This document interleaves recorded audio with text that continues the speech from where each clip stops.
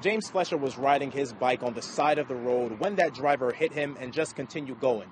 Fletcher was taken to the hospital but later died, and that driver who hit him is still out there tonight. At one point here on Embers Parkway, we had a clear view right into this garage behind me. The scene here on Oil Well Road has been changing by the minute. At one point it was closed, then it just opened right back up again. As you can see right here behind me, fire crews are working around the clock. Roy Wakeman, carrying what looked like a rifle, had many in this area very, very scared. He actually had a pellet gun that deputies were able to determine.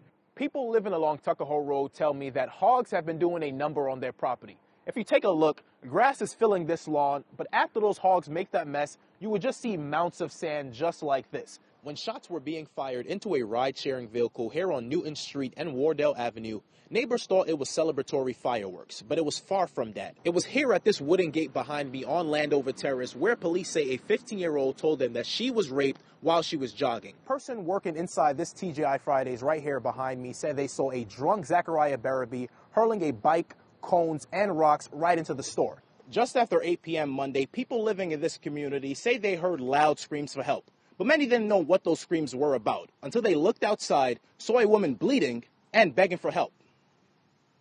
I don't know if it was a wake-up call. It was frightening. It was a scary sight for many.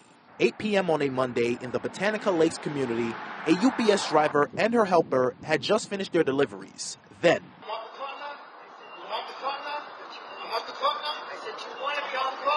in this home surveillance we obtained, if you listen closely, the driver and her helper start arguing. The helper loses his cool and goes on the attack. As the woman tries to run away, the man keeps going.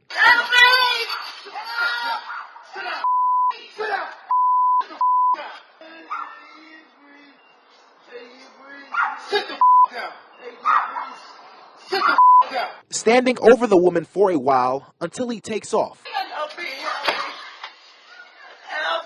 The woman ran to the nearest front door and begged for help. The bloodstain left behind a sign of the struggle. In the video, you can hear her describe what she just lived through. Sir, can you help me? My jumper just attacked me. I had blood all over me. There were helicopters circling around for quite a while afterwards. Despite a search on the ground and overhead, the attacker got away. It's very concerning. I wish they did a better background check on their helpers. Well, hopefully they catch him. Leaving neighbors here scared until this man is taken off the streets. We live in a safe gated community. That's why we all moved here, so we can feel safe. And I did speak with UPS tonight. They say that that driver is okay. As for the attacker, while he hasn't been caught yet, they say he has been fired. In Lee County, Joseph Ojo, NBC2. Suarez gave people in this neighborhood a pretty rude awakening. They say he was running around in his underwears and cursing at the top of his lungs. And that wasn't the worst of it. Deputies say they had to whip out their taser when he whipped out his privates. No, I didn't expect nothing like that. Loud screams and lots of cursing is what Jeanette Seaman and her neighbors heard Saturday morning. He was just running down the street going, oh, oh, oh. Deputies surrounded Mississippi Avenue in Englewood around 3 a.m. after neighbors called and sent online tips about the chaos Carlos Suarez was causing. Naked, without his clothes. They don't see him run that way. A naked Suarez was cursing at the top of his lungs and disturbing his neighbors who were sleeping. So I was pretty hesitant about looking out the window too often or going out my back porch. You know, God forbid something had, happened. When deputies met Suarez in his driveway, it was clear he was drunk. He continued cursing at them, telling deputies he will kick their expletive and that they can all suck his expletive. It's disgusting. We don't want this in our area. I mean, at least I didn't move here for that. No, hell no, it's not right. No way, Jose. According to the deputies' detailed report, Suarez swung his private parts around at them. They tried arresting him, but he kept running into his home, so they tased him. I did hear the police yelling at him to get on the ground and stop. Neighbors say Suarez's behavior is unacceptable, and they want him out of their neighborhood for good. He ain't coming back here no more, because I'm going to be here right here to see if he come back, and I'll call the cops on that. And Suarez is facing charges for disorderly conduct, resisting arrest, and exposure of his sexual organs. He is still in jail tonight. In Englewood, Joseph Ojo, NBC2. My wife is in labor.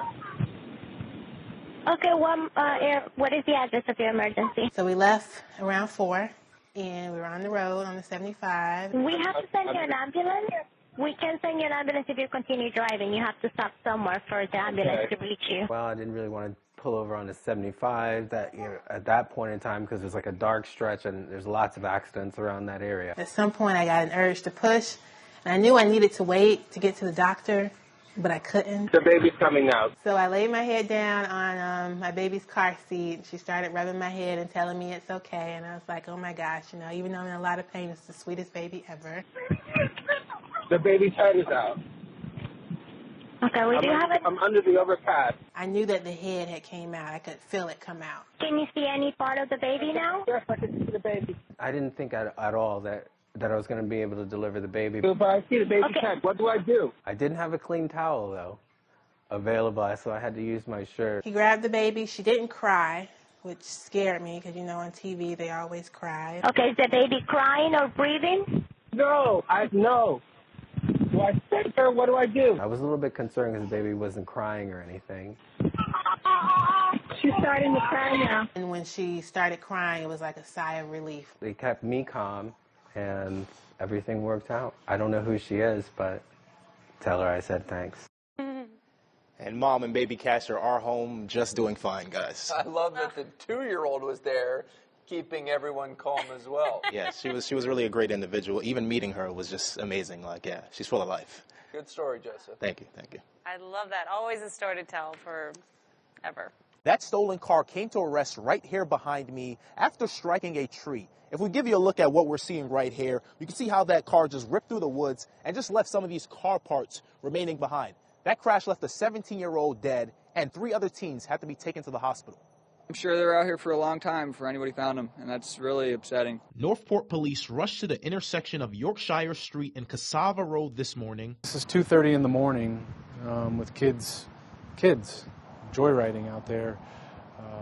It's very unfortunate. After a car with 4 teens inside veered off the road and slammed into a tree. I mean, it is winter break, but 2:30 in the morning, 13-year-old should be in bed. The teens' ages range from 13 to 17. It's definitely sad. I can tell you we believe the 17-year-old male was the driver of the vehicle. Our cameras captured the long outlines of skid marks on the road as well as parts of the car left on the ground after the impact. I haven't seen anything this bad in a long time. The Honda that the teens were driving was stolen from Charlotte County. If you steal a car and you go and beat on it and do stupid things, dumb things happen. But it's sad for the families. A 17-year-old died and the 3 other teens were taken to the hospital, 2 by helicopter and the other by a truck. Yeah, it's something that shouldn't happen. Their parents should be more of a parent and less of a friend, probably. Due to other illegal activity that happens in this rural area, police have increased patrols. There's things that we know we shouldn't be doing out here. And tonight they are urging parents to keep an eye on your kids. Love, hug your kids, and know where they're at. The Charlotte County Sheriff's Office is investigating the stolen car from their county. As for whether drugs or alcohol were a factor in the crash, police say that is still under investigation. Joseph Ojo, NBC2.